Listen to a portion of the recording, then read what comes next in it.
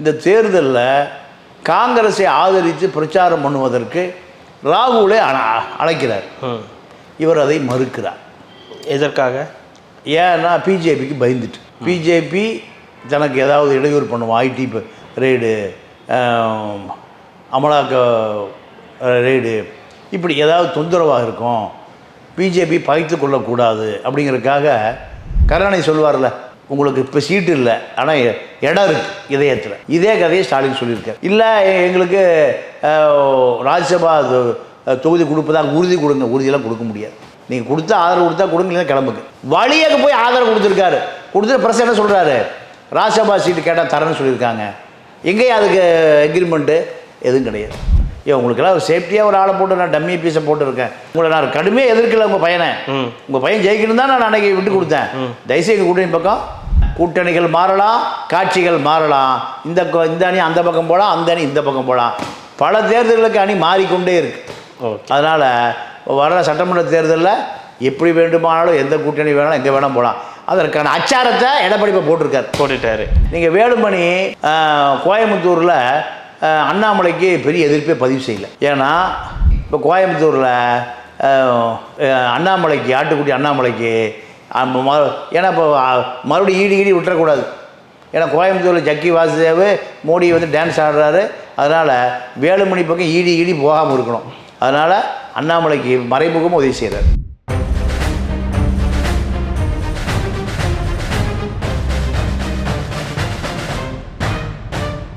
பெட்ரோலுக்ஸ் நெஞ்சங்களுக்கு வணக்கம். நான் உங்கள் கார்த்திக். இன்றைய பொலிட்டிக்கல் பல்ஸ் நிகழ்ச்சியில் நம்மோடு இணைந்திருப்பவர் மூத்த பத்திரிகையாளர் திரு தமிழா பாண்டியன் அவர்கள். வணக்கம் சார். வணக்கம்.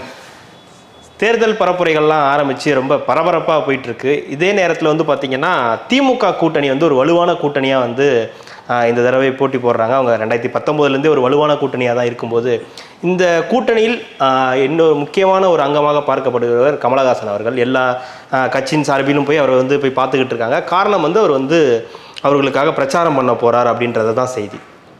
ஆனால் காங்கிரஸுக்கு மட்டும் பிரச்சாரம் பண்ண போகிறது இல்லைன்ற மாதிரியான தகவல்கள் வந்துக்கிட்டு இருக்கு. என்ன காரணத்தினால கமலஹாசன் காங்கிரஸுக்கு பிரச்சாரம் பண்ண போகிறதில்லை? ஏன்னா ராகுல் காந்தியோட நேரடியாக போய் பேசிட்டு வந்தவர், அந்த பிரச்சாரங்கள்லாம் போயிட்டு ஜோடோ யாத்திரையெல்லாம் போய் கலந்துக்கிட்டவர்.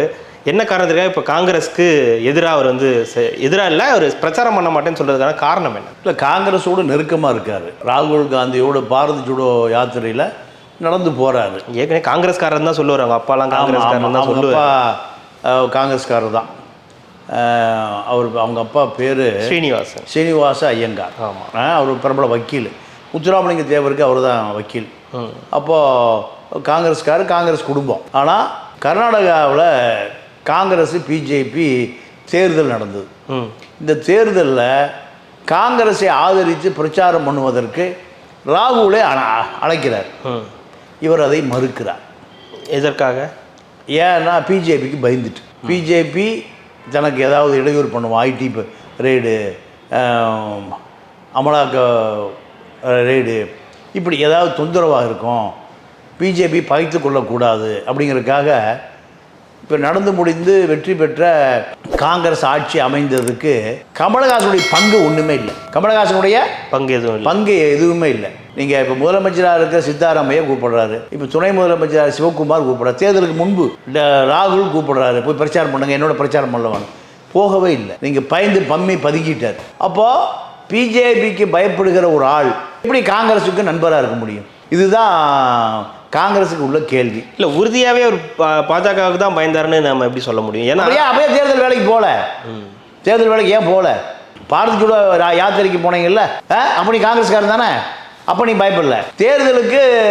தேர்தல் பரப்புரை பிஜேபியா காங்கிரஸா அப்படின்னு நீங்கள் கர்நாடகாவில் பரபரப்பான தேர்தல். இதில் நீங்கள் ராகுலுடைய நண்பர், ராகுலோட பாரத் ஜோடோ யாத்திரையில் கலந்து கொண்டதுனால நீங்கள் காங்கிரஸுடைய அனுதாபி, அப்படி தானே? அப்போ காங்கிரஸ் வெற்றி பெறுவதற்கு உங்களுடைய உழைப்பு தேவையில்லையா சார்? இப்போ பாரத் ஜோடோ யாத்திரையில் கலந்துக்கும் போது அவருடைய நண்பராக அவர் கலந்துக்கிறாரு, அவர் கூட போய் பேட்டி எடுக்கிறாரு. இதெல்லாம் பாஜகவுக்கு பெரிய இதுவாக தெரியாது. ஆனால் பிரச்சாரம்னும் போது பாஜகவை எதிர்த்து பேச வேண்டிய நிலை ஏற்படும் இல்லையா? அதை ஒரு காரணமாக வச்சுருக்காங்களா? அது ஒரு வச்சாலும் வைக்கலையோ போகலை. அப்போ காங்கிரஸ் அங்கே ஜெயிச்சிருச்சு. ஜெயிச்சபடி இப்போ முதல்ல வெற்றி விழா மேடையில் போய் உட்காடுறீங்க. உங்களை யாரும் பேசலை, உங்களை யாரும் ரசிக்கலை, உங்களை யாரும் அழைக்கவில்லை. முடிஞ்சுதா? கதை முடிஞ்சுதா? அழையா விருந்தாளியாக போகிறீங்க. நீங்கள் விருந்தாளிங்கிறவ வந்து இன்முகத்தோடு வரவேற்கணும். விருந்தாளி என்பவர் நீங்கள் ஒரு கஷ்டம், ஒரு சிரமம், அப்போது அவருக்கு உதவி செய்பவன் தான் உறவினர், விருந்தாளி இல்லையா? அப்போது விருந்துக்கு மட்டும் போவீங்க, கொஞ்சம் கஷ்டப்படும் போது போக மாட்டீங்க. யாருக்கு? பிஜேபிக்கு பயந்துட்டு. இதை காங்கிரஸ்காரர் ரசிக்கலை, முடிஞ்சு போச்சு. இப்போ தேர்தல் வந்துடுச்சு. தேர்தல் வந்தோடனே நீங்கள் உடனே டெல்லிக்கு தொடர்பு கொள்றீங்க. இல்லை சார், ஜோடோ யாத்திரைக்கு போகும்போது பயப்படாதவரா, பிரச்சாரத்துக்கு பயப்பட போகிறாரு கமலஹாசன். அப்போ ஏன் போகல? வேற ஏதேனும் காரணம் இருந்திருக்கலாம், ஒரு ஷூட்டிங் இருந்திருக்கலாம். உங்கள் காரணம் உங்களோட, எங்கள் காரணம் எங்களோட. சரி. அடுத்து காங்கிரஸ் இப்போ எனக்கு ஒரு சீட்டு வேணும், காங்கிரஸில் சீட்டு வேணும், சீட்டு கேட்குறீங்க. சீட்டு கேட்டால் காங்கிரஸ் உங்களுக்கு கதவை அடைச்சிருச்சு. திமுக கூட்டணி கூட நீங்கள் காங்கிரஸ் வாங்கிக்கன்னு தானே சொன்னாங்க, அவங்களுக்கு கொடுத்துரும். இல்லை இதெல்லாம் கற்பனை கதை. நான் சொல்கிறேன், நிஜ கதையை நான் சொல்கிறேன். கமலஹாசன் சொல்லுகிற கற்பனை கதை, திரைக்கதை, வசனம், சினிமாக்காரன் போல வாய் திறந்தாலும் பொய் தான், கற்பனை தானே அது கதாபாத்திரமே. காங்கிரஸ் கதவை அடைச்சிருச்சு. காங்கிரஸே கதவை அடைத்து விட்டது. அதான் ரொம்ப கோபம். திமுக பக்கம் கதவை தட்டுறாரு. திமுக சொல்லிடுச்சு, பிரச்சாரம் பண்ணுங்க, உங்களுக்கு ராஜ்யசபா நாங்கள் பின்னாடி பார்க்குறோம். எதில் எழுதியெல்லாம் கொடுக்க முடியும், அக்ரிமெண்ட்லாம் கிடையாது. எங்களுக்கு பிரச்சாரம் பண்ணுங்க, அப்புறம் பார்த்துக்குவோம். கருணாநிதி சொல்லுவார்ல, உங்களுக்கு இப்போ சீட்டு இல்லை, ஆனால் இடம் இருக்குது இதயத்தில். இதே கதையை ஸ்டாலின் சொல்லியிருக்கார். இல்லை எங்களுக்கு ராஜ்யசபா தொகுதி கொடுப்பதாக உறுதி கொடுங்க. உறுதியெல்லாம் கொடுக்க முடியாது. நீங்கள் கொடுத்தா ஆதரவு கொடுத்தா கொடுங்க, இல்லைன்னா கிளம்புங்க. வழியாக போய் ஆதரவு கொடுத்துருக்காரு. கொடுத்துட்டு பிரஸ் என்ன சொல்கிறாரு, ராஜ்யசபா சீட்டு கேட்டால் தரேன்னு சொல்லியிருக்காங்க. எங்கேயும் அதுக்கு எக்ரிமெண்ட்டு எதுவும் கிடையாது.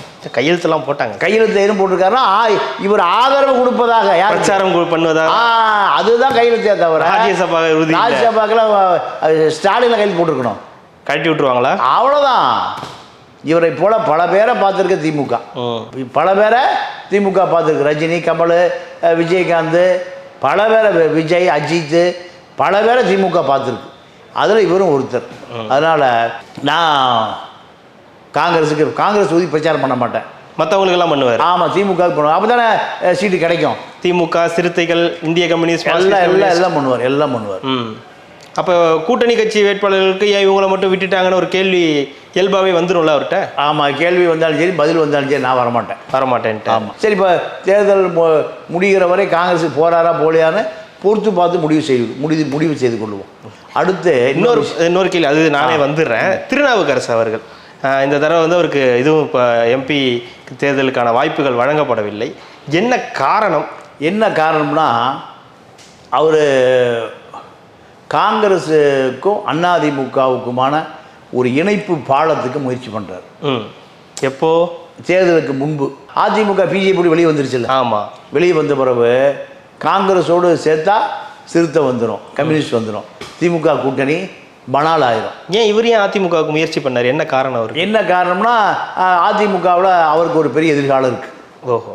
அதிமுகவில் இருக்கு, திமுகவில் இல்லை.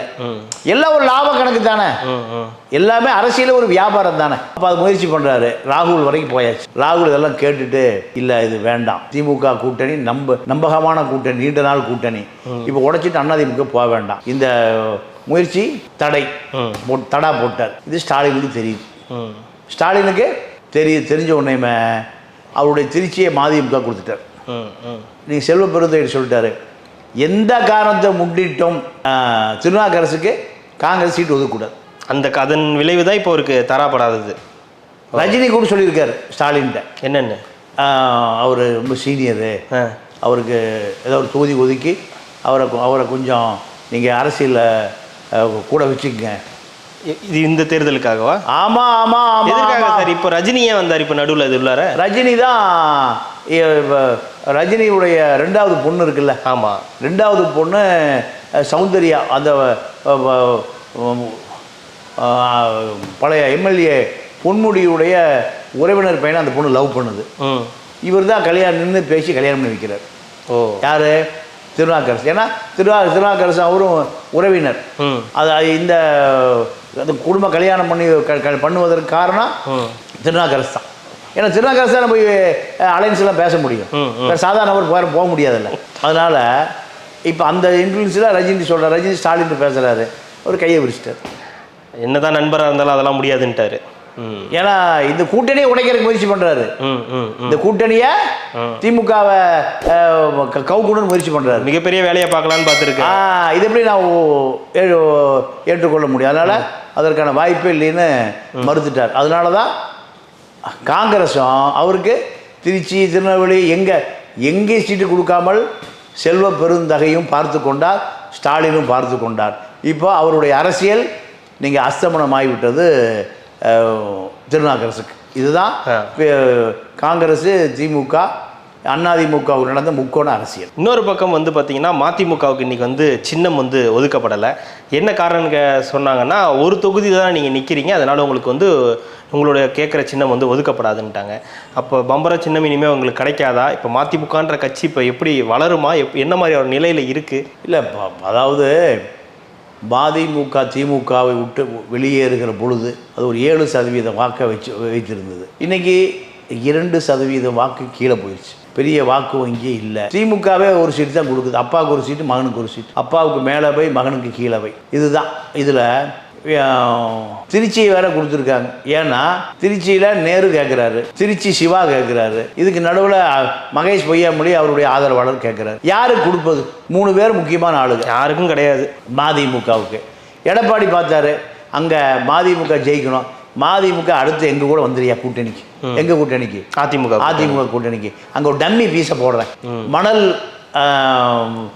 கரிகாலனுடைய அண்ணன் மணல் கருப்பையாக அங்கே போட்டிருக்காரு. இதுதான் கணக்கு.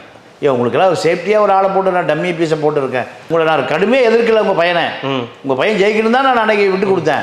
தயவுசெய்து எங்கள் கூட்டணி பக்கம் இந்த பக்கம் வந்துடுவாரா சார்? வந்துடுவாரா? எப்போ வேணா வருவார். எப்போ வேணா. அரசியலில் நிரந்தர நண்பன் இல்லை, எதிரியும் இல்லை, நிரந்தர எதிரியும் இல்லை. அரசியல் எப்படி வேணா மாறும். பல கட்சிகள் ஒன்று சேர்ந்தா அது ஒரு கூட்டணி, பல ஒட்டுத்துணி ஒன்றா சேர்ந்தா கட்சி கொடி. இதுதான் அரசியல். அதனால் அரசியலில் எதுவும் நடக்கலாம். நிரந்தர நண்பன் இல்லை, நிரந்தர எதிரியும் இல்லை. அதனால் கூட்டணிகள் மாறலாம், காட்சிகள் மாறலாம். இந்த அணி அந்த பக்கம் போகலாம், அந்த அணி இந்த பக்கம் போகலாம். பல தேர்தல்களுக்கு அணி மாறிக்கொண்டே இருக்கு. அதனால் வர சட்டமன்ற தேர்தலில் எப்படி வேண்டுமானாலும் எந்த கூட்டணி வேணாலும் எங்கே வேணால் போகலாம். அதற்கான அச்சாரத்தை எடப்பாடி போட்டுட்டாரு. நீங்கள் அதே போல் அதிமுகவில் திருமாவளவன் கூட்டணிக்கு இந்த பக்கம் வரணும். எங்கே? ஏடிஎம்கே கூட்டணிக்கு. வேலூர்லேருந்து கார்த்திகா அந்த அம்மா பிஜேபியில் அங்கே நிற்கிது. எங்கே? திருமாவளவன் எதிர்த்து. அதே போல் அதிமுகவில் சந்திரகாசு நிற்கிறாரு. 2 பேரும் திருமாவளவனுக்கு பலமான எதிர்ப்பு பதிவு செய்யலை.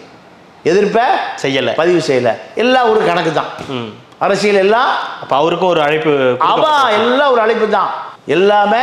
நீங்கள் வேலுமணி கோயம்புத்தூரில் அண்ணாமலைக்கு பெரிய எதிர்ப்பே பதிவு செய்யலை. ஏன்னா பயங்கரமாக பேசுகிறார் சார். அதனால நடிப்பு, எல்லாம் நடிப்பு சார். எப்படின்னா சிங்கை ராமச்சந்திரன் தான் கோயம்புத்தூரில் வேட்பாளர். அவர் நாயுடு. நீங்கள் வாக்கு இருக்கிறது கவுண்டரு. அண்ணன் திமுக கணபதி ராஜகுமார் கவுண்டரு கோயம்புத்தூர் வேட்பாளர். அண்ணாமலை கரூர்லேருந்து கிளம்பி கோயம்புத்தூரில் கவுண்டரு பெல்ட்டு நிற்கிறாரு. வேலுமணி என்ன நினைக்கிறாரு? அண்ணாமலை ஜெயிக்கணும்யா அப்படின்னு ஒரு நாயுடு தூக்கி போடுறாரு. யாரை? நீங்கள் வன்னியர் ஏரியாவில் போய் ஒரு தலித்து போட்டிங்கன்னா ஓட்டு போடுவாங்களா? தலித் ஏரியாவில் போய் ஒரு வன்னியரை போட்டு ஓட்டு போடுவாங்களா? தேவேந்திர குல வேளாண் முக்கியமாக இருக்கிற இடத்துல போய் முக்குளத்தூரை போட்டு ஓட்டு போடுவாங்களா? நாடார் அதிகமாக இருக்கிற ஏரியாவில் போய் தலித்தை போட்டு ஓட்டு போடுவாங்களா? அப்போது இதெல்லாம் மறைமுகமான அரசியல். நீங்கள் கருணாநிதி தான் அப்படி செய்வார். தப்பு இல்லாமல் பண்ணுவார். என்ன பண்ணுவார்? தப்பு தான் அது. மக்களுக்கு தப்புனே தெரியாது, பண்ணிடுவார். இதுதான் தத்துவங்களின் தலைவன் மார்க்ஸ், தவறுகளின் தலைவன் கருணாநிதி. அப்போ அதே வேலையை பல கருணாநிதி உருவாயிட்டாங்க. கருணாநிதிக்கு இப்போ அல்வா, கருணாநிதி கட்சிக்கு அல்வா. இதுதான் வேலுமணி இப்போ கோயம்புத்தூரில் அண்ணாமலைக்கு, ஆட்டுக்குட்டி அண்ணாமலைக்கு. ஏன்னா இப்போ மறுபடியும் ஈடி விட்டுறக்கூடாது. ஏன்னா கோயம்புத்தூரில் ஜக்கி வாசுதேவ் மோடி டான்ஸ் ஆடுறாரு. அதனால் வேலுமணி பக்கம் ஈடி போகாமல் இருக்கணும். அதனால் அண்ணாமலைக்கு மறைமுகமாக உதவி செய்கிறார். இதுதான் இந்த நாடாளுமன்ற தேர்தலில் பல பேர் பல கணக்கு.